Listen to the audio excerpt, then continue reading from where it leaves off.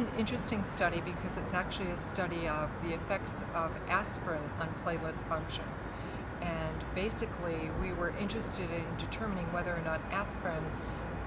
prolonged platelet activation time, which would be a way to prevent the clots that cause heart attacks and strokes. People were designed to come in and have platelet function measured at baseline, and prior to that we limited anything that they might eat or drink or any medication they might take that would interfere with our ability to determine aspirin's effect. So they were told not to eat chocolate, not to drink coffee, not to drink red wine or teas that are rich in flavanol content that influence platelet function. And what we had in our first platelet measurement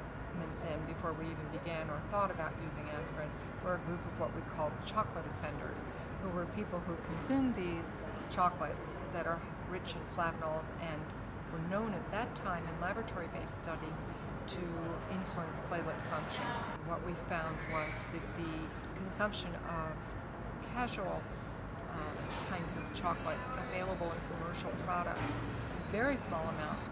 had a benefit in terms of prolonging the amount of time it took to form a clot. The best and most potent